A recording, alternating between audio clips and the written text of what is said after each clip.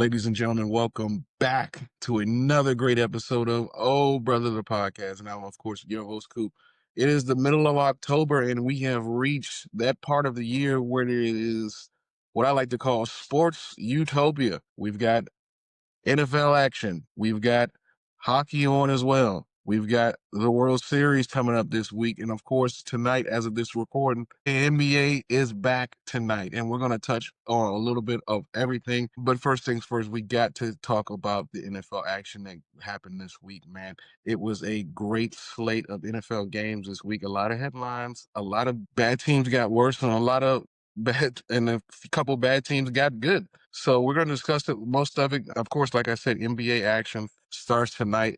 This probably is the most anticipated season for me as a Rockets fan since about 2018, where we, picked up Chris Paul and ended up making our way to the Western Conference Finals. Before that, I couldn't anticipate a season probably since 2007. Maybe T-Mac and Yao got together when we brought in Test. Man, I can't. This is one of those special seasons, considering now that we got KD, that I'm really anticipating and hoping it goes first. I'm going to get into all of that first, man, but got to talk about this NFL action Thursday, what is now deemed the icy hot bowl with two of the oldest quarterbacks to start in the NFL, Joe Flacco and Aaron Rodgers, man. It was a great game Thursday night, Bengals and Steelers.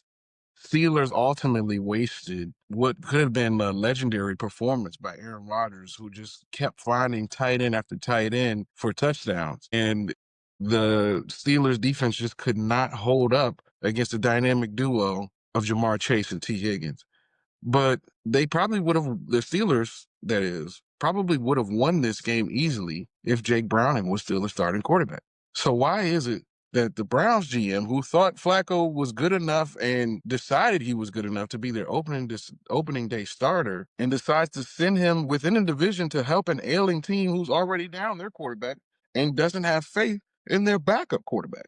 So why on earth would you send a starting caliber quarterback to that team within your own division that you're trying to win? I mean, it's pretty baffling to me. I know guys who play Madden all the time wouldn't make that type of mistake. I know you're looking for some type of draft compensation, but you only picked up a 5th-round pick for Joe Flacco. I mean, I get it. He's old, and you want to get your rookies involved, but I don't see why you would trade him within the division and help out a divisional opponent. And Mike Tomlin, who stinks on Thursday nights, by the way, now has a 2-20 record all time as a head coach on Thursday nights. Do with that information what you will. Just seems to punt on short weeks. Now I get it. It's tough to get some of your stars recovered from the week before and get a strategy implemented so you play a lot of your base coverages, call out of your base plays throughout the week, which we saw from both teams ultimately in this game. But why wasn't the game plan switched around or running a little more zone when Jamar Chase and T. Higgins is spanking man coverage back to back to back to back? And it just seemed like every time T. Higgins or Jamar Chase got one-on-one on the outside, they were going straight up the field. They were blowing by whoever was in front of them, and that included Jalen Ramsey, who was getting torched over and over again. Took off the gloves like that was going to help, and still ended up stumbling and giving up 2 touchdowns to Jamar Chase. I don't know how bad Ramsey has fallen off, but he could not check that guy one-on-one. Not too many people can, to be honest, because Jamar Chase is an unworldly talent. But for whatever reason, Jake Browning, as a backup quarterback in this league, wasn't competent enough to get the ball to these two guys, even as Flacco did in just a short week. I mean, they were only calling but these simple timing patterns and route concepts. It was literally 4 wide, 2 streaks on the seams, and corner routes. I mean, post corner routes, on the outside. It was really simple. They'll run 2 drag routes and then a streak down the side or one-on-one coverage. So it's just, I don't know how Jake Brown couldn't run these simple concepts and get the ball to these dynamic playmakers on the outside. One of the funniest memes that I've seen from this weekend, Jake Browning watching, Joe Flacco run the throw to Jamar Chase play, and then they had the little Yachty meme, and you look at the computer, he's like, oh yeah, that's how you do it. Yeah, like, bruh, how incompetent you got to be as a quarterback to not get the ball to these two guys. I mean, Literally, the guy's nickname is 7-Eleven because he's always open. He's pretty much always open. But anyways, I'm not gonna harp on the Bengals too much. I mean, the Steelers too much. That was a really good game, and I thought it was going to be probably one of the worst games of the week, and it turned out to be one of the better games of the week. It went right down to the wire. And, the Bengals ended up pulling that out, man. So shout out to Joe Flacco in a short week, man, and it's still showing that he can contribute, even though it wasn't with the Browns so much. They wanted to get their young guys in there, but I can't blame them for that. But we're just one step closer to getting to the Shador Sanders, and I can't wait for that. Perfect time. Okay, yeah. So I'm gonna continue to harp on a couple bad teams here. It was Jets and Carolina Panthers this week, and Jets could have and should have won their first game this week. I mean, what else is there to say? The defense played well enough that they should have won the game. The owner came out today and talked about that if they could complete a pass or two, they would have and should have won a couple of more games. And frankly, I have to agree with them.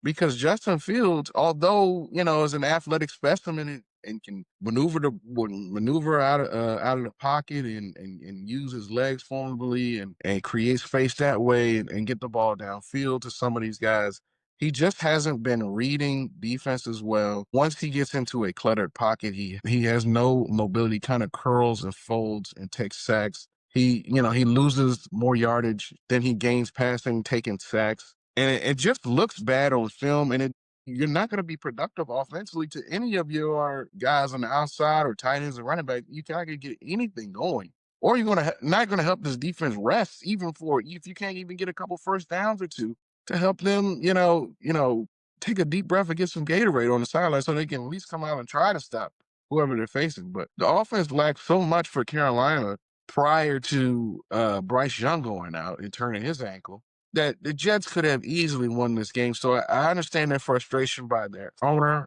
and head coach. And it looks like they will be making a change at quarterback. As news came out today, the sources are saying that they will be sitting Justin Fields this week and going with Tyrod Taylor probably for the near future and the time being moving forward. So hopefully the Jets can sneak away with a win next week and get their first win. If not, they're already viable for the first draft pick in the upcoming NFL draft in April. I don't know who's really available for them in terms of a quarterback pick. A couple teams that could use a quarterback at this point in time, including like Miami Dolphins, maybe Minnesota, maybe Jacksonville, maybe Arizona. A lot of these other quarterbacks that came in 4 or 5 years ago, 6 years ago, that got paid, $200 upwards $1 million are now showing that they're probably not worth it. And that is unfortunate because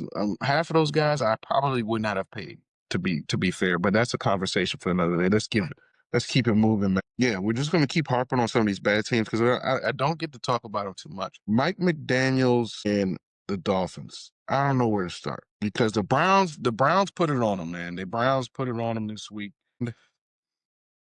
They are one bad football team. I mean, to start the season the way they came out and just got flat out just got skunked. They didn't have any pride, didn't show up to play. They came out a little bit because they're professionals and didn't want to be seen that way. But it just doesn't seem they want to fight for this coach, or he's not a motivator. He's just not a leader of men. And then when you have the quarterback coming out and he's playing light cheeks and he's throwing his guys under the bus in the press conference, why the hell would the defense want to try to come out and stop any? Why the hell would the O-line want to block for you, put their bodies on the line to try to get stuff and try to keep guys off of you as a quarterback? It's just simple things like that, man, that could really turn a season on its head, like the way it's doing in Miami. I still think they need to get A-Chain more involved. He needs to get more touches, but it's kind of hard when your offensive line is so poor sometimes and you're playing from behind. I think he needs to get involved a little more in the passing game. I could be fantasy biased, but I still think that would work for them, considering Tyreek Hill went down. Waller's been in and out of the lineup. They need more pass catchers, more guys who can get space. Flex him out wide, get him in the slot. He's a decent route runner. I don't understand why they Mike McDaniels is an excellent play designer and play caller. They can get him, in space a little more easily, I feel like. But it's so bad all around in Miami. And even the fans are like, they're crushing them every week. And it's hard because fans in Miami, they don't really care. It's hard to get them to care. And if they're caring because they think this bad, you know it's bad. I mean, like, let's be for real. Like, Miami family, they're chilling because they live in an elite city, sunshine, bad bitches all around, money, whoop-de-doo. Who cares if the sports team? But they're playing this bad. You know, it's not like LeBron's in town anymore or stuff like that. It's hard to get these fans to be on your behind and booing that bad. You got to be playing some kind of bad, man, because it's not like there's too many diehards in Miami constantly harping on the Miami Dolphins, man. But either way, the Browns, you know, I think they got their second win, so they're looking okay. But is Dylan Gabriel the quarterback of the future? I don't believe so.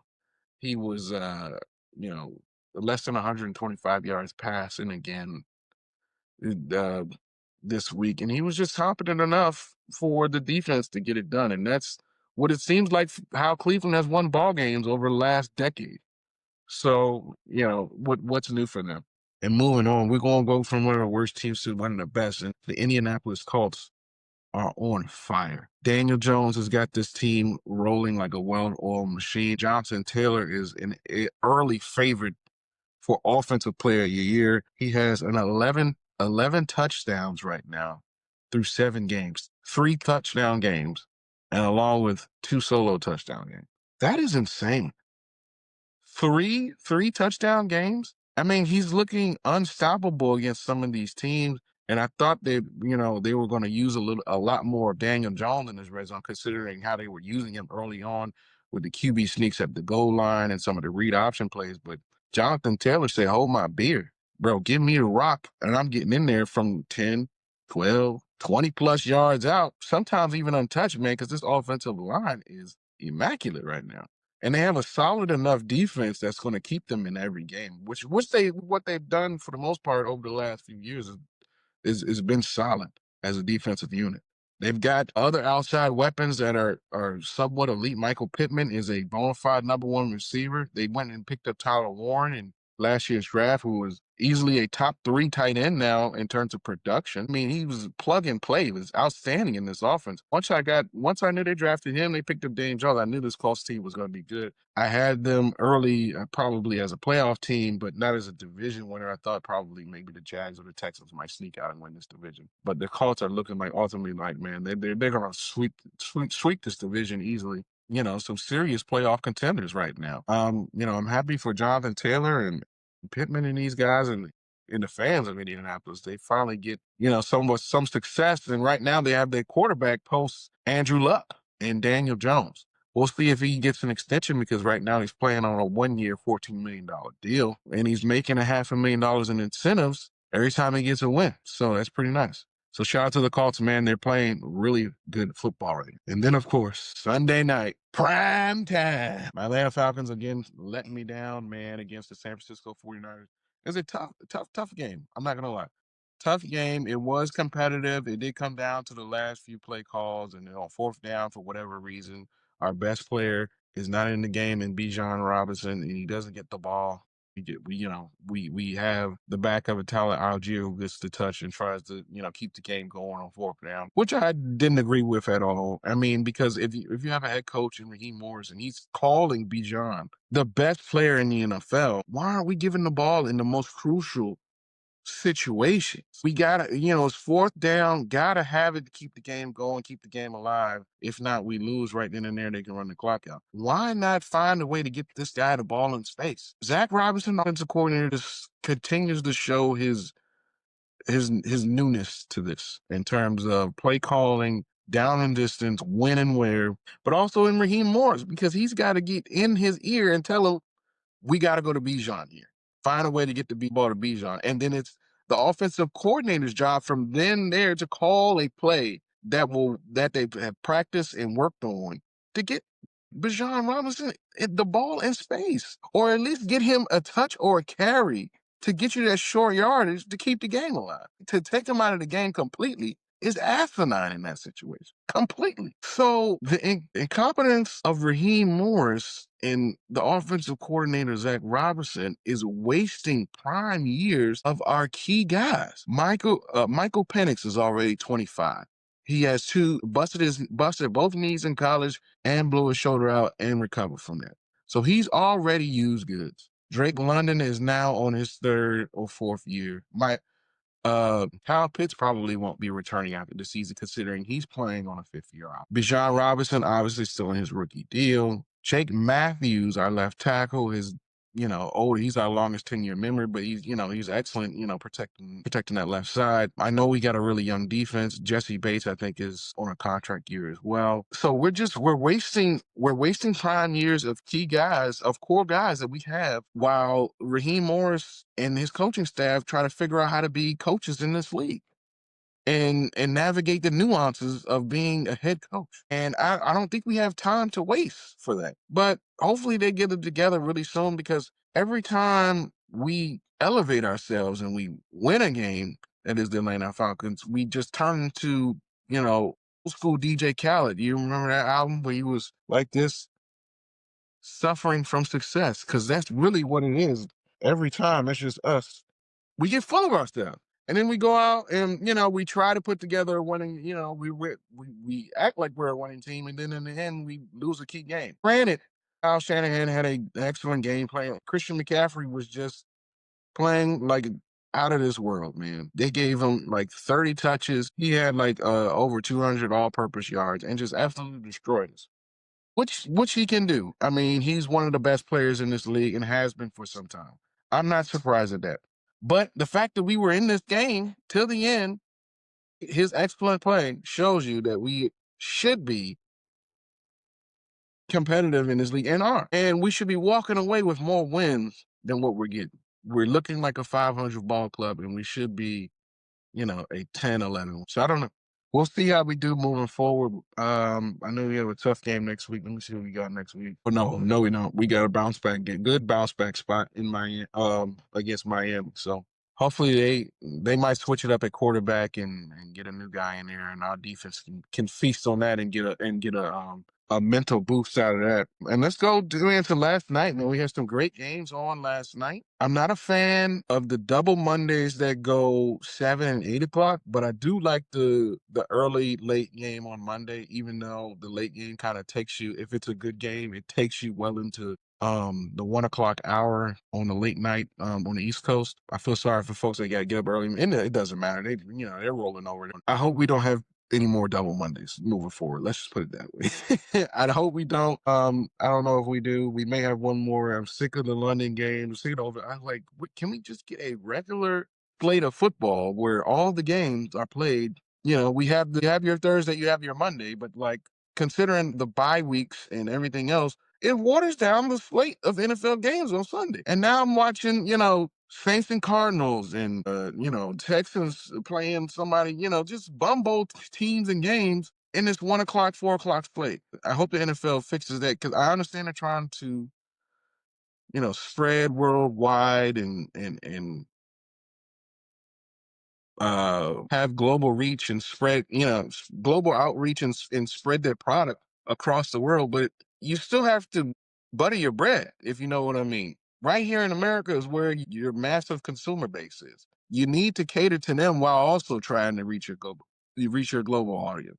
Take care of us first, and then try to expand your global audience. Just my suggestion, NFL. I know you don't need it from me. You're already rolling in the bread. But yeah, let's like I said, let's get back to it. Lions beat down the Bucks 24-9. Man, they bring Baker back down to earth. I know the Bucks were struggling with a couple of injuries. Bucky was out.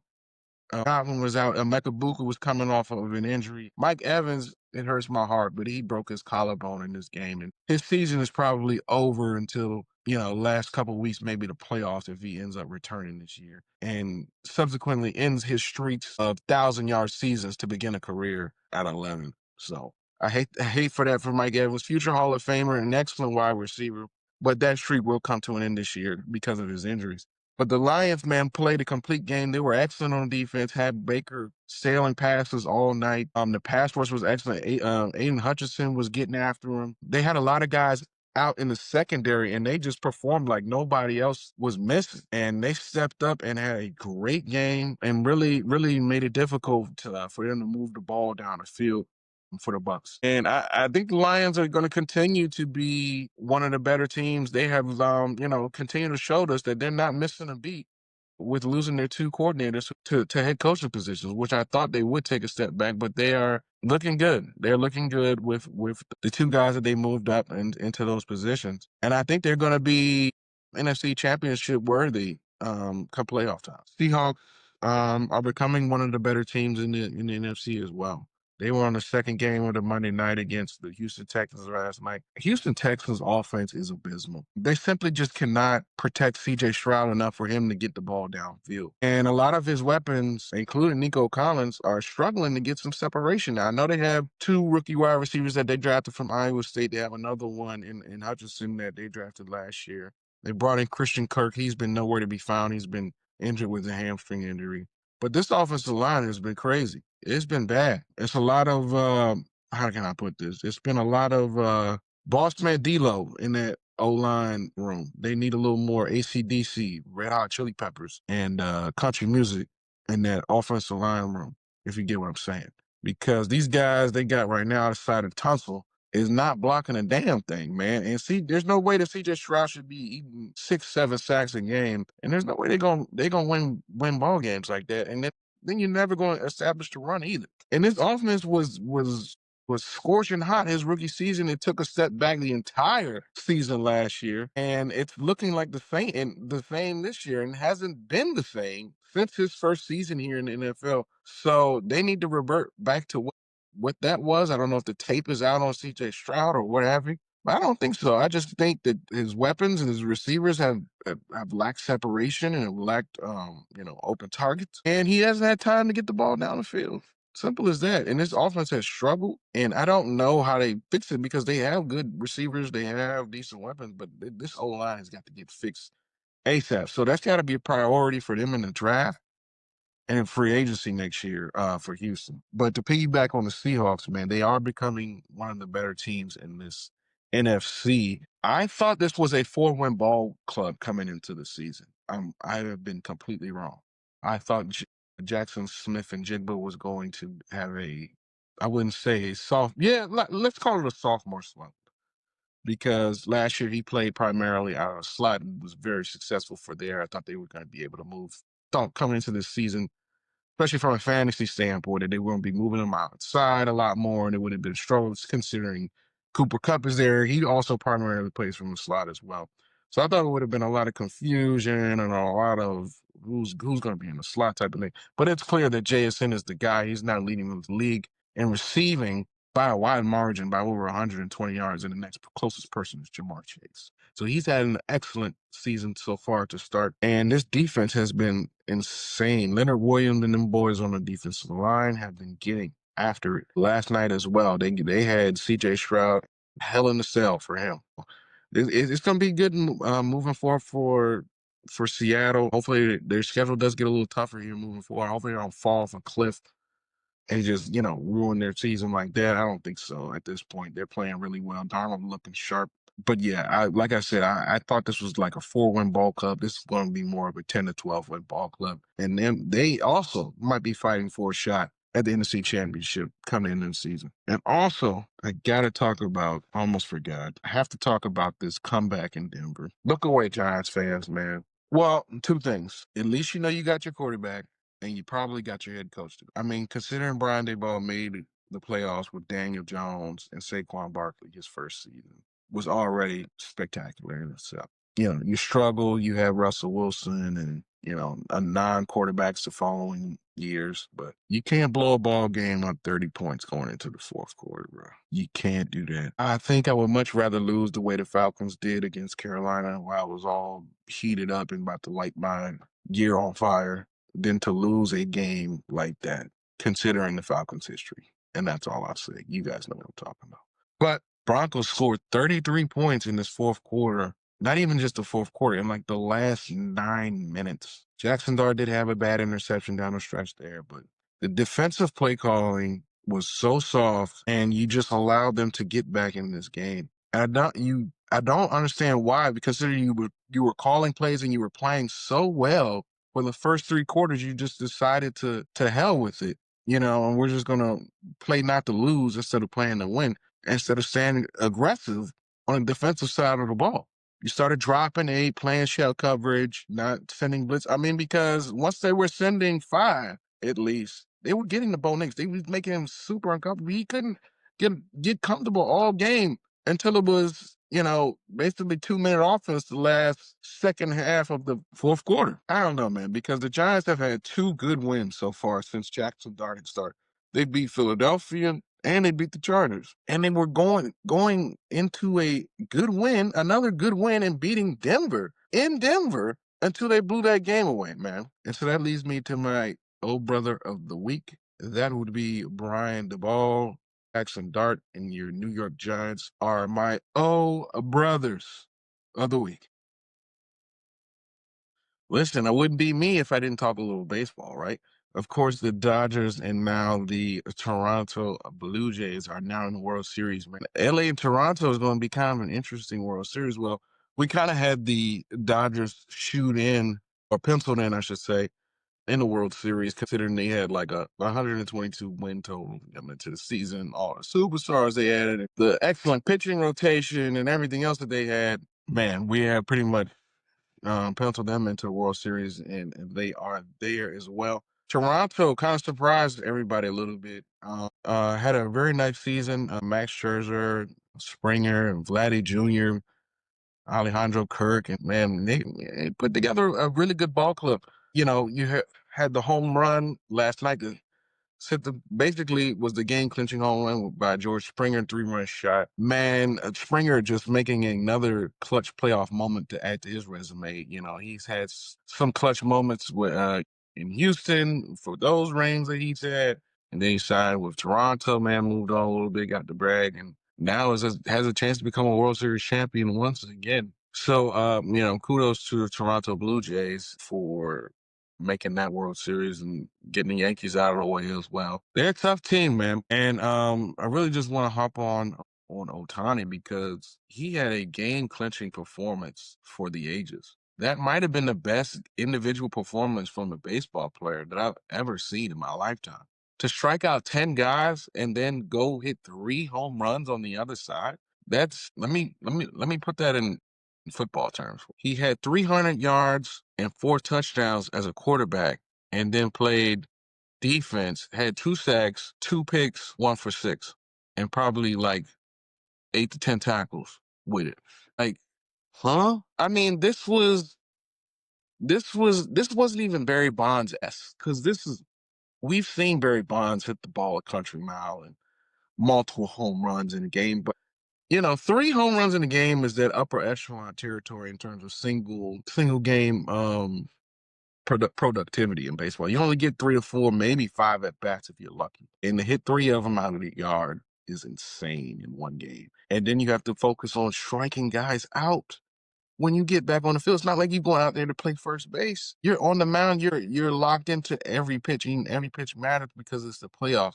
So yes, I believe that this is the best individual performance by far, easily, that I've seen from a baseball player ever. Ohtani is showing us that Babe Ruth was nothing when it comes to pitching and hitting. This guy he's beyond Babe Ruth. He's Shohei Ohtani. He's literally his own guy. And there's going to be a lot of people naming their kids Shohei come the future because of the performances that he's been putting on.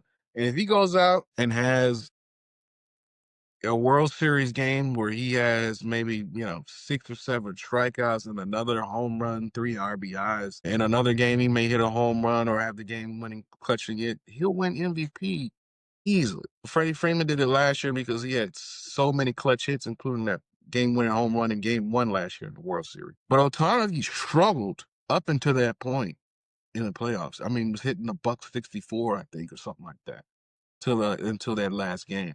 And I was watching ESPN before that game, and the reporter had kind of harped on Ohtani and how he was answering questions and how the responses seemed to kind of respond like as if he was annoyed, because a lot of the media members were asking him if he could subsequently get it done as both a hitter and a pitcher in the playoffs, and he's kind of annoyed about it from what I've heard. And he showed out and proved 10 times over that he is more than capable of dominating both aspects of the game. So when it comes to baseball and the Dodgers and the best player in the game, as much as I want to say that it's Aaron Judge or maybe a Mookie Betts or somebody else of that caliber, the best player in the game of baseball right by far and clearly Shohei Ohtani. Moving on, man. We've got the NBA is back tonight. We've got a lot of headlines moving into this NBA season, a lot of guys switching around, of course, as it does in free agency.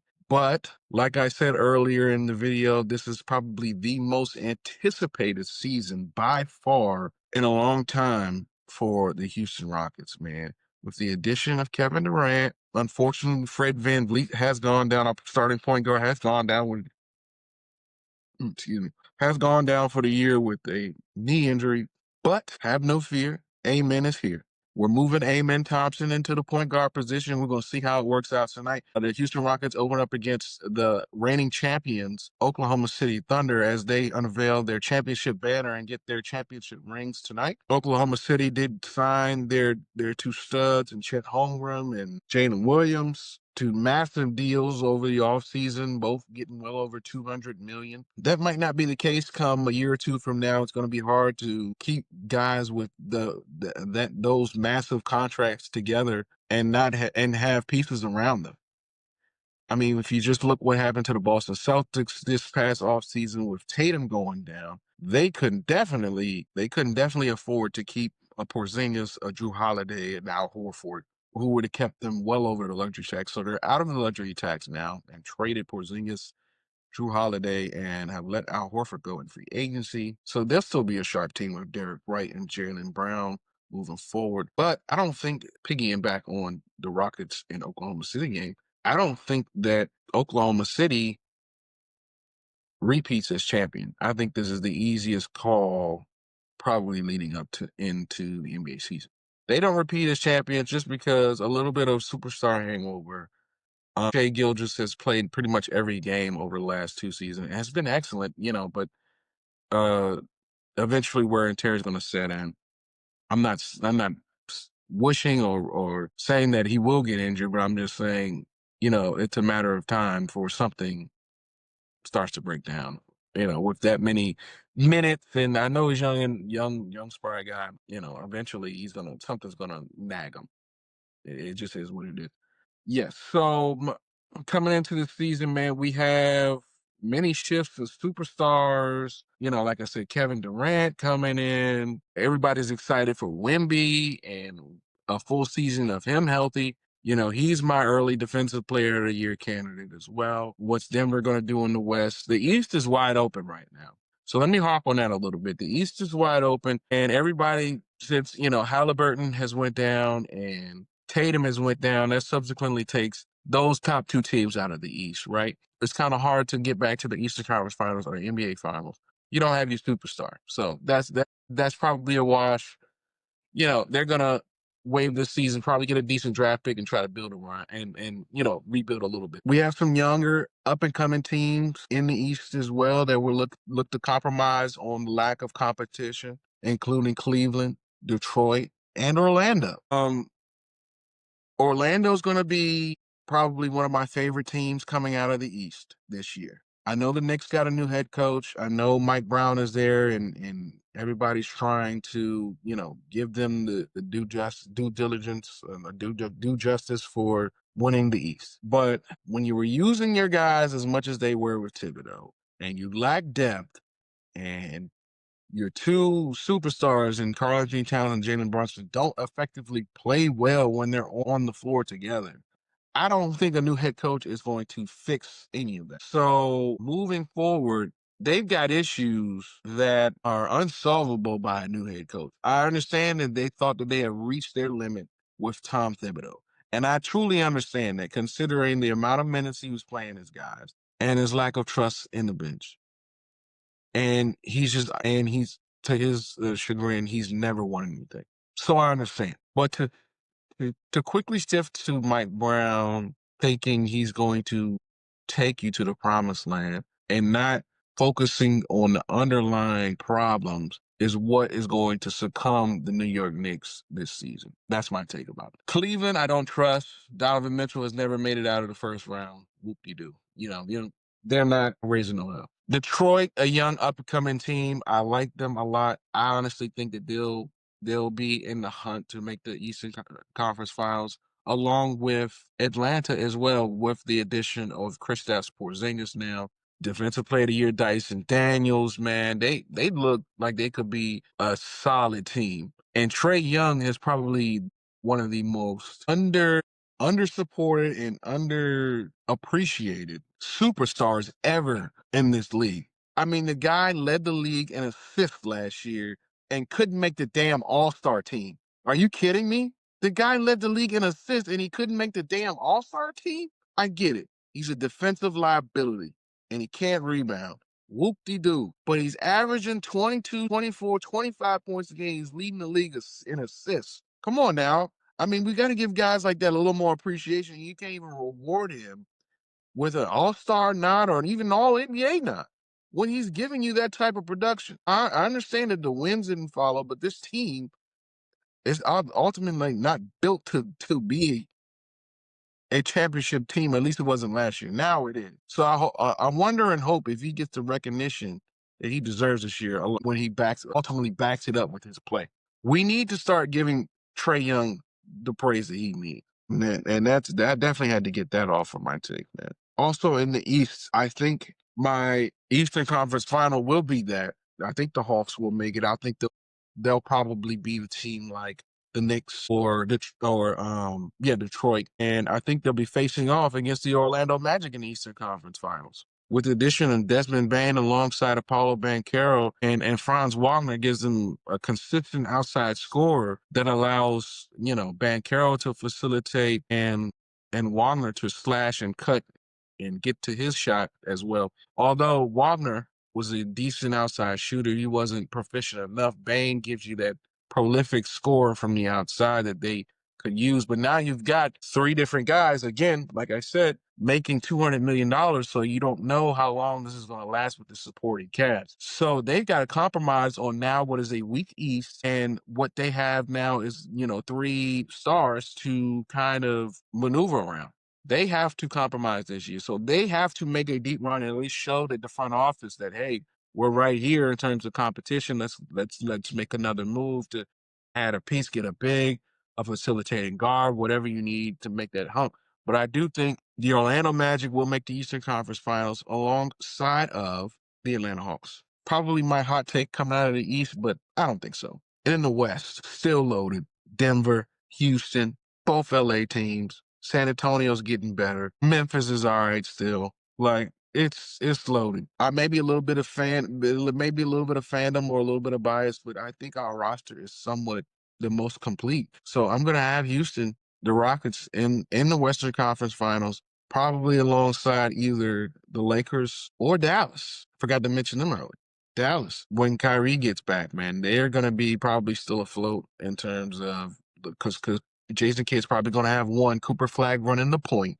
Like I said, when they drafted him, he's going to learn valuable ball handling skills and to learn to facilitate an offense, not only, through the first three quarters, but under pressure.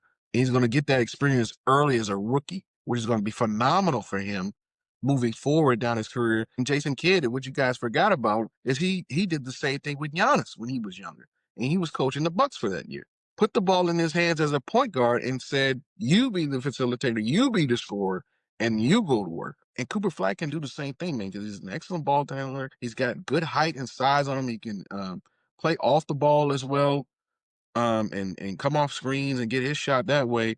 And I think Dallas is going to be, as long as Anthony Davis stay healthy, they get Kyrie back in a formidable amount of time. He's already getting up shots and looking strong. Once he gets back his health 100% and gets back into shape, Dallas is going to be reckoned with. So I think it's going to be Dallas and Houston, two divisional rivals here in the NBA in the Western Conference Finals. Now, ultimately, do have Houston moving on to the finals. Again, that could have be my fandom talking, but I do think that they have the best roster right now, not even just in the West, but in the entire league. And I think they face off against probably the Orlando Magic in the NBA Finals. That would be crazy match. of what, like the 90, 92, 93, not 90, like 94, 95 finals, something one of those, with Akeem and Shaq and stuff. This is going to be a very fun, exciting NBA season, man. Unfortunately, we do have some superstars already out that went down last year. Let me guys know what you think about the new broadcast, man. We are moving from NBC. You know, are moving to NBC from TNT and to Prime now. I'm definitely not excited for the NBA games to be on Prime. But the NBC broadcast, I am kind of excited at that because it's a little bit of nostalgia for me because the last time NBC held the rights to this game, you know, Michael Jordan was still in the league. We had the Reggie Millers and Kobe Bryants and, you know, those guys. And so it just made it was a lot more fun. Marv Albert calling the games. It also was just a better time in, like, you know, it was the late 90s, early 2000s. Like it was just a little bit better. So I'm excited to see where they go with it in their newer broadcast because the they're better at broadcasting basketball because football right now it stinks with Mike Tirico and Chris Collinsworth and then that whole little crew that they have on TV. They're old and so face assy. It's just not it's horrible sometimes. But you know, we move on from the guys at TNT, and of course they get hired by ESPN. You know, that'll be nice. We still get to keep, you know, NBA on, it will now be ESPN. So that'll be nice. You know, Kenny, Chuck, and the boys. That would be nice. But I am excited to see this NBC talk. We do start the season without LeBron. He's facing some sciatica at this point in time.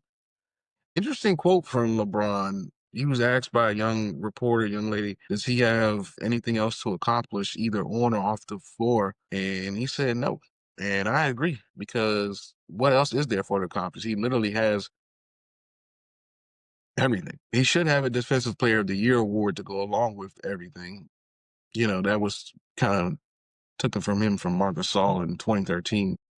Other than that, it's not like he's going to go down and just lock up the best player on each team. You know, LeBron hasn't played good defense in probably the last like 5 years.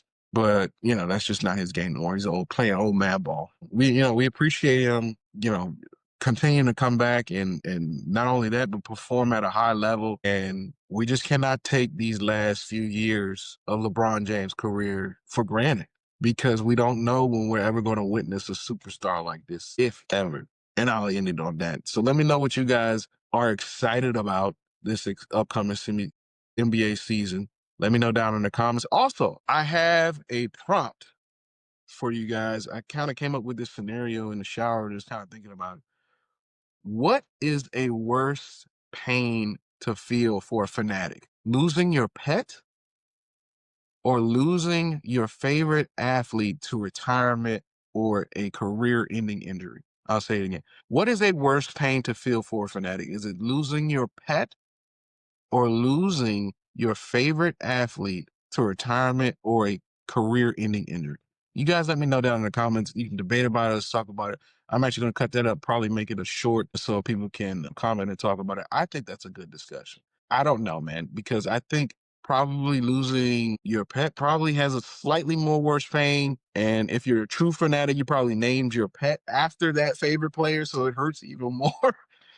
And you know, the pet has a certain attachment. Is, you know, it's a soul, it's a living being that you actually know, live with, you know, every day, so it probably hurts more. But man, seeing some of your favorite athletes retire or even worse, have a career-ending injury, you know, a la Derrick Rose or something like that, it is completely devastating to a fanatic or, you know, somebody who is of extreme fandom of that player, and it could lead you to, you know, tears, let alone depression sometimes for certain people. So you guys let me know. That's kind of my opinion, my take. What is a worse pain to feel, losing a pet or losing your favorite athlete to retirement or a career-ending injury? You guys let me know down in the comments. I'm going to wrap it up just like that. This has been another great episode of Ohhh Brother the Podcast. Catch you guys later.